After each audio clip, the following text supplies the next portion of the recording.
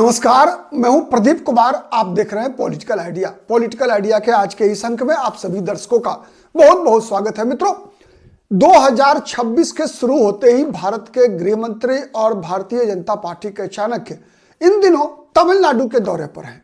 और तमिलनाडु मित्रों वह राज्य है जहां पर कि इसी वर्ष आने वाले 4 महीने के अंदर विधानसभा के चुनाव होने हैं। तमिलनाडु के साथ साथ 4 अन्य राज्यों में भी चुनाव है और भारतीय जनता पार्टी तमिलनाडु के चुनाव में इस बार बड़े परिवर्तन और बड़ी सफलता की उम्मीद लेकर चल रही है।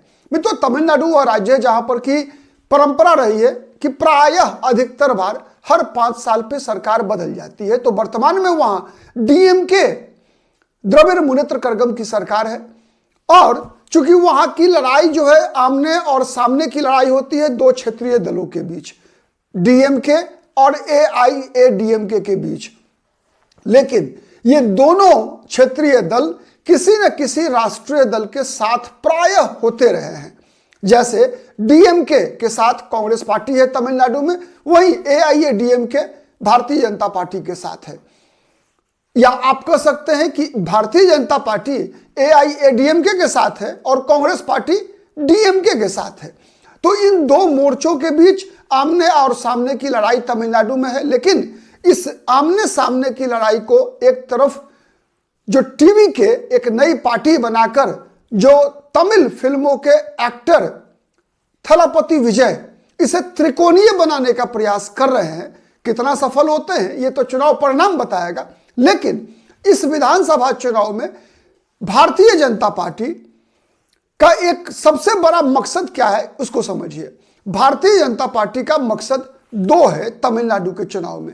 एक, सबसे पहला कि तमिलनाडु में एमके स्टालिन की सरकार बदले उसके बदले एआईएडीएमके की सरकार बन जाए, क्योंकि एआईएडीएमके एनडीए का एक हिस्सा है। और दूसरा प्रयास है भारतीय जनता पार्टी का कि भारतीय जनता पार्टी तमिलनाडु की राजनीति में राष्ट्रीय राजनीतिक दल के रूप में कांग्रेस से बड़ी पार्टी बने। ये 2 मकसद है भारतीय जनता पार्टी का। पहला मकसद क्या है कि डीएमके की सरकार को अपदस्थ करके एआईएडीएमके की सरकार बनाना, चाहे बीजेपी के साथ गठबंधन की सरकार हो या फिर एआईएडीएमके की केवल अकेली सरकार हो। लेकिन सरकार बदलना पहला मकसद है। और दूसरा मकसद जो कि सरकार बदलने से भी बड़ा है वो ये है कि भारतीय जनता पार्टी कांग्रेस पार्टी की तुलना में बड़ी पार्टी बनकर तमिलनाडु में उभरे। पिछली बार भारतीय जनता पार्टी एआईएडीएमके के साथ गठबंधन के तहत चुनाव लड़ी थी। 20 विधानसभा सीट पर भारतीय जनता पार्टी चुनाव लड़ी थी एआईएडीएमके के साथ गठबंधन में। लेकिन लोकसभा का चुनाव भारतीय जनता पार्टी ने अपने बलबूते लड़ा और 19 लोकसभा सीट पर बीजेपी लड़ रही थी, जिसमें एआईएडीएमके नहीं थी गठबंधन में, पीएमके और छोटी पार्टियां थी।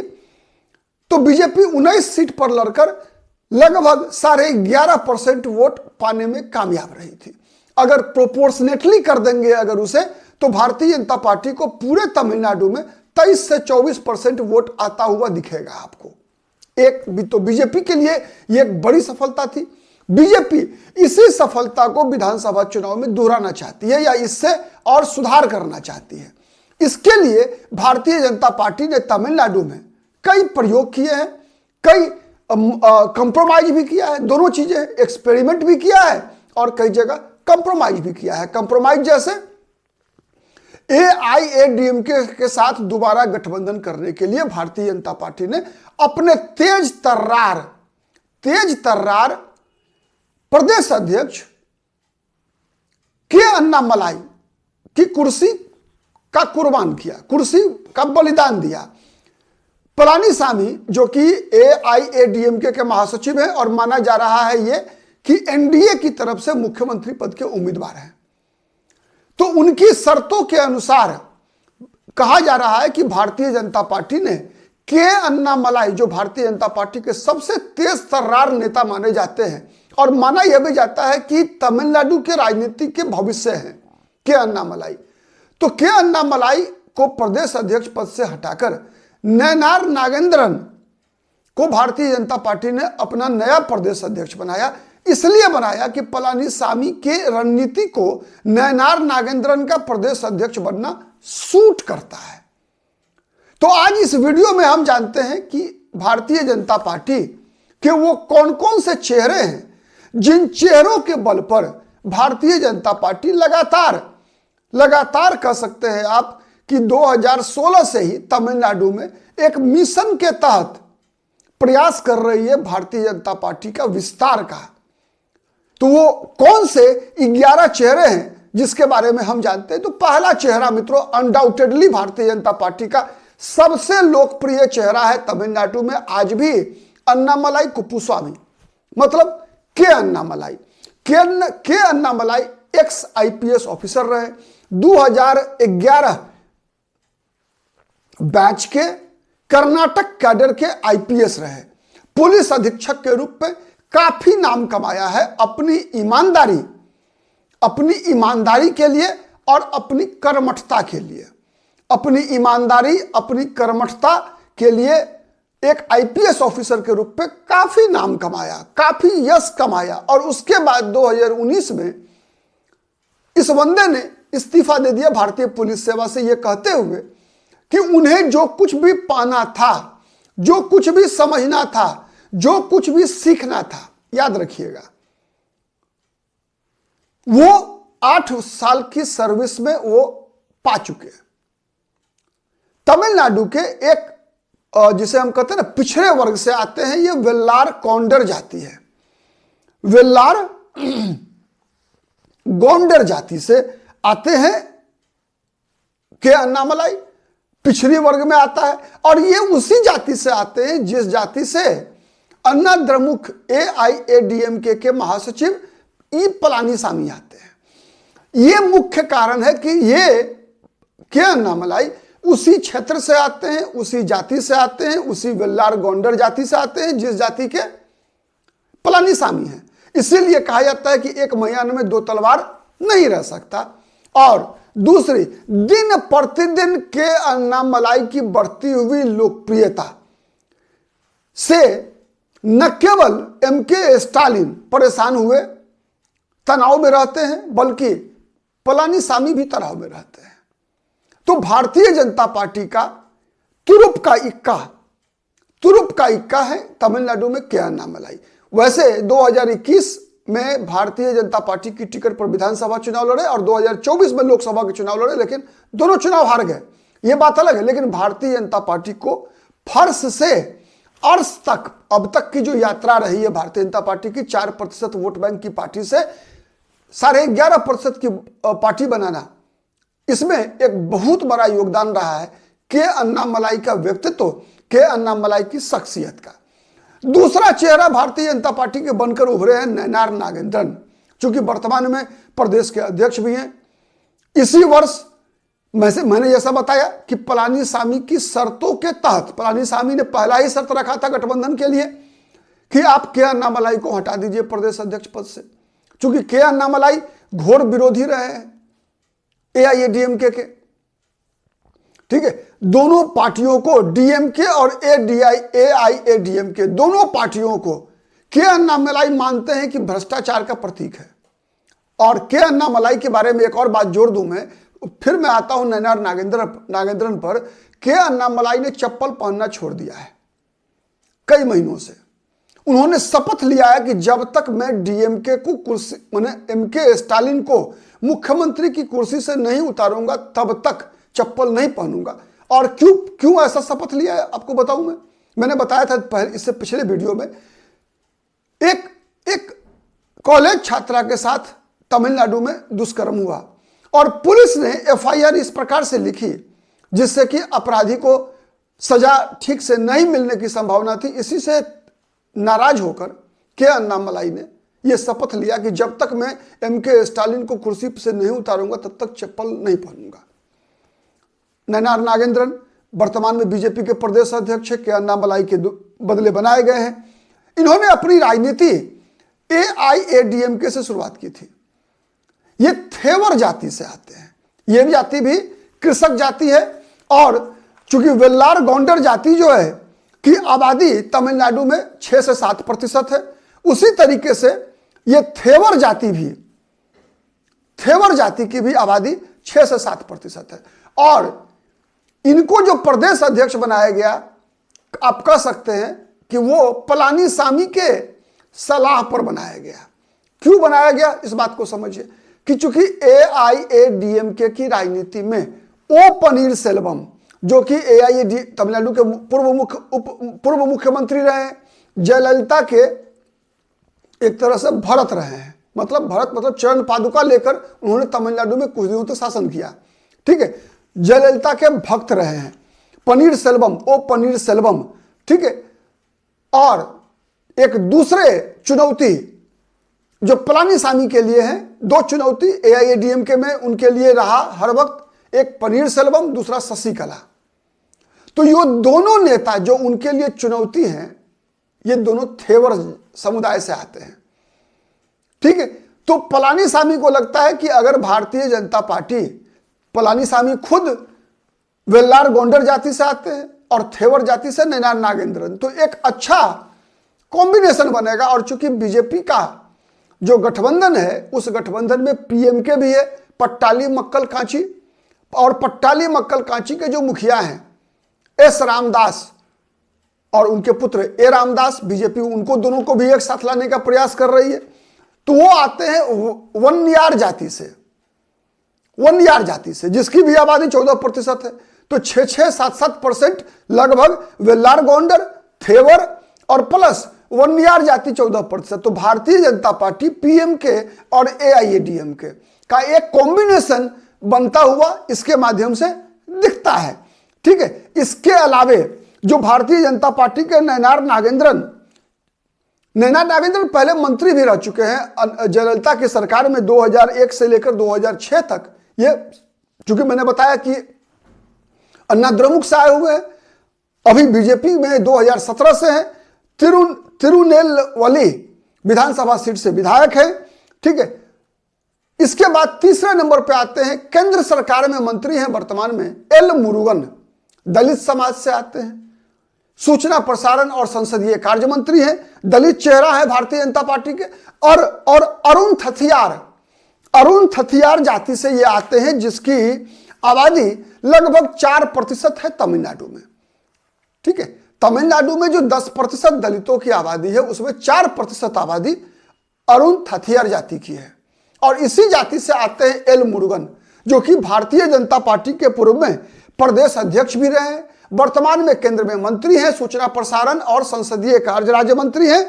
ठीक है, 2017 से लेकर 2020 तक ये राष्ट्रीय अनुसूचित जाति आयोग के उपाध्यक्ष रह चुके हैं। इनकी राजनीतिक यात्रा की शुरुआत हुई है RSS के स्वयंसेवक के रूप में, राष्ट्रीय स्वयंसेवक संघ के स्वयंसेवक के रूप में, और लंबे समय तक ये अखिल भारतीय विद्यार्थी परिषद से, माने जो RSS का स्टूडेंट विंग है, तो अखिल भारतीय विद्यार्थी परिषद से अपनी राजनीतिक यात्रा की शुरुआत इन्होंने किया। और आज भारतीय जनता पार्टी में विभिन्न पदों पर होते हुए वर्तमान में केंद्र सरकार में मंत्री हैं, दलित समाज से आते हैं। इसके बाद भारतीय जनता पार्टी ने जिन चेहरों को, वैसे अब यह चेहरा एक संवैधानिक पद पर है, मैं बात कर रहा हूं CP राधाकृष्णन का, भारत के उपराष्ट्रपति का। चुनाव प्रचार में नहीं जाने वाले हैं, उपराष्ट्रपति हैं, संवैधानिक पद पर हैं, दलगत राजनीति से बाहर हैं। लेकिन CP राधाकृष्णन को जो उपराष्ट्रपति बनाया गया था, बनाते समय कहीं ना कहीं नरेंद्र मोदी के दिमाग में, अमित शाह के दिमाग में तमिलनाडु विधानसभा का चुनाव था। वर्तमान में उपराष्ट्रपति हैं, पूर्व में ये लोकसभा के सदस्य 2 बार रह चुके हैं। कोयंबटूर लोकसभा सीट से मालूम है आपको होगा कि 90 के दशक में कोयंबटूर में ही लालकृष्ण आडवाणी पर भी आत्मघाती हमला हुआ था। वहां संघ RSS के कार्यालय पर हमला हुआ था कोयंबटूर में। सीमाई इलाका है, केरल से सटा हुआ इलाका है कोयंबटूर। ठीक है, तो कोयंबटूर से 2 बार ये रह चुके हैं सांसद, और ये भी उसी वेल्लार गोंडर जाति से आते हैं, जिस जाति से पलानीसामी, जिस जाति से अन्नामलाई आते हैं, वेल्लार गोंडर जाति से। तो इनके चेहरे की लोकप्रियता, और चूंकि भारतीय जनता पार्टी से ये उपराष्ट्रपति बने हैं, कई राज्यों के राज्यपाल रहे हैं, इससे पहले सांसद रहे सीपी राधाकृष्णन, बड़ा चेहरा भारतीय जनता पार्टी ने एक तरह से डेवलप किया है तमिलनाडु की राजनीति में, प्रदेश अध्यक्ष रह चुके हैं बीजेपी के। ठीक है, तो ऐसे सीपी राधाकृष्णन का चेहरा भी भारतीय जनता पार्टी तमिलनाडु के लोगों को दिखाने का काम कर रही है। इसके अलावा वर्तमान में भारतीय जनता पार्टी की राष्ट्रीय महिला मोर्चा की राष्ट्रीय अध्यक्ष हैं वनथी श्रीनिवासन, पहले बीजेपी की प्रदेश अध्यक्ष भी रह चुकी हैं, और इनके साथ एक बड़ी उपलब्धि जुड़ी हुई है कि 2011 का विधानसभा चुनाव जो इन्होंने जीता था कोयंबटूर दक्षिणी विधानसभा सीट से, कोयंबटूर दक्षिण विधानसभा सीट से चुनाव जीतने में कामयाब हुई थी। तो उस चुनाव में इन्होंने लोकप्रिय फिल्म अभिनेता कमल हसन को हराया था। तो बड़ी उपलब्धि है वनथी श्रीनिवासन की कि इन्होंने कमल हसन को हराया था। इससे पहले भी 2016 के विधानसभा चुनाव में 33,000 वोट लाने में कामयाब हुई थी, लेकिन 2021 के विधानसभा चुनाव में कमल हसन को इन्होंने कोयंबटूर दक्षिणी विधानसभा सीट से बहुकोणीय मुकाबले में हराया। ठीक है, और इनकी भी राजनीतिक यात्रा एल मुरुगन की तरह ही अखिल भारतीय विद्यार्थी परिषद से शुरू हुई। अखिल भारतीय विद्यार्थी परिषद, फिर महिला मोर्चा, फिर तमिलनाडु में पार्टी के संगठन में काम किया, कई बार चुनाव लड़ी, फिर तमिलनाडु में भारतीय जनता पार्टी की प्रदेश अध्यक्ष रही, फिर भारतीय जनता पार्टी की केंद्रीय राष्ट्रीय अध्यक्ष है महिला मोर्चा की वनथी श्रीनिवासन। और एक और बात बताऊं मैं, अभी जो नितिन नवीन को भारतीय जनता पार्टी में बनाया गया है राष्ट्रीय कार्यकारी अध्यक्ष, चर्चा वनथी श्रीनिवासन की भी थी कि राष्ट्रीय अध्यक्ष वनथी श्रीनिवासन बन सकती हैं भारतीय जनता पार्टी की तरफ से, और हिंदुत्व के मुद्दे पर काफी मुखर रहती हैं वनथी श्रीनिवासन कि कोई भी मौका एमके स्टालिन को घेरने का छोड़ती नहीं है। विशेषकर ये दीपम विवाद पर या फिर हिंदुत्व और सनातन के मुद्दे पर जो बयानबाजियां डीएमके की नेताओं के द्वारा की जाती है, उसका मुंहतोड़ जवाब देने में सबसे आगे रहती है वनथी श्रीनिवासन। इसके बाद भारतीय जनता पार्टी के छठा चेहरा है तमिलनाडु में केटी राघवन, बीजेपी के प्रवक्ता है, स्पोक्समैन है, काफी चर्चित चेहरा है। ठीक है, और 2016 में कोलथुर विधानसभा सीट से चुनाव लड़े थे, लेकिन हार गए थे। संगठनात्मक स्तर पर इनकी एक्सपर्टीज मानी जाती है, रणनीति बनाने में, प्लानिंग करने में एक्सपर्ट माने जाते हैं। ठीक है, तो केटी राघवन जो है एक माहौल, एक प्रवक्ता के रूप में जो है डीएमके की सरकार के खिलाफ लगातार बनाने में लगे होते हैं, और भारतीय जनता पार्टी का एक अहम चेहरा के रूप में जो है इनका विकास जो है तमिलनाडु की राजनीति में दिखता है। इसके बाद है सातवां चेहरा है एसजी सूर्या, बीजेपी के राज्य सचिव हैं, डीएमके के खिलाफ काफी मुखर है। ये भी 2023 में सोशल मीडिया पर पोस्ट करने के कारण इनको गिरफ्तार कर लिया गया था। चेट्टियार समुदाय से आते हैं, और चेट्टियार समुदाय काफी शक्तिशाली समुदाय मानी जाती है तमिलनाडु की राजनीति में।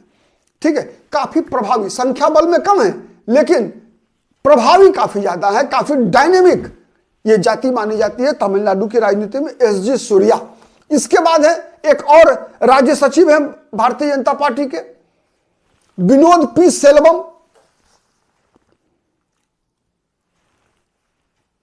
ये भी चेट्टियार समुदाय से आते हैं, ये भी जो है विनोद पी सेल्वम भी चेट्टियार समुदाय से आते हैं, राज्य सचिव है बीजेपी के वर्तमान में।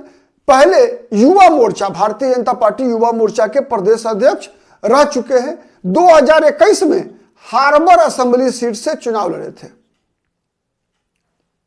चेन्नई सेंट्रल से 2024 में लोकसभा के उम्मीदवार थे, लेकिन हार गए थे। लेकिन विनोद पी सेल्वम लगातार अपनी सक्रियता से भारतीय जनता पार्टी के पक्ष में माहौल बनाने में सफल होते हुए दिख रहे हैं। इसके अलावा एपी रेड्डी, तमिलनाडु बीजेपी के बड़े नेताओं में इनकी भी गिनती होती है।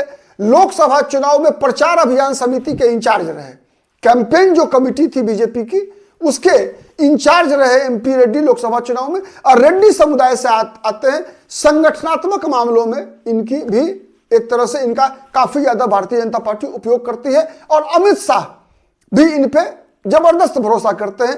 भारतीय जनता पार्टी का ब्राह्मण चेहरा तमिलनाडु में है रमा श्रीनिवासन बीजेपी के महासचिव रहे हैं, एकेडमिक बैकग्राउंड के हैं।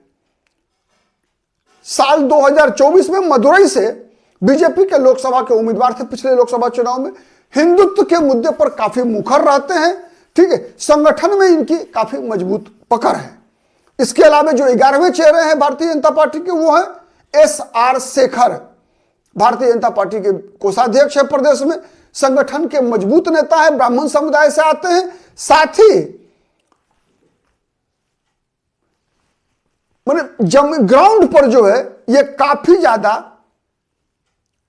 एक्टिव रहते हैं, ठीक है, और उससे भी ज्यादा एक्टिव रहते हैं पार्टी के संगठनात्मक मामलों के व्यवस्था। कोषाध्यक्ष भी हैं, तो आप अनुमान लगा सकते हैं कि भारतीय जनता पार्टी के लिए संसाधन जुटाना ये इनकी जिम्मेवारी रहती है। तो ये वो 11 चेहरे हैं मित्रों तमिलनाडु में, जिनके बल पर अमित शाह तमिलनाडु को एक प्रकार से जीतने का ख्वाब, भारतीय जनता पार्टी के विस्तार का ख्वाब पाले हुए हैं। अब ये अमित शाह का ख्वाब, ये सपना हकीकत में बदल पाते हैं ये टीम 11 या नहीं, आने वाला चुनाव का परिणाम बताएगा। 4 महीने का इंतजार करना पड़ेगा। बने रहिए पॉलिटिकल आइडिया के साथ। आज इस मुद्दे पर इतना ही, फिर मिलेंगे किसी अन्य मुद्दे पर। तब तक के लिए नमस्कार।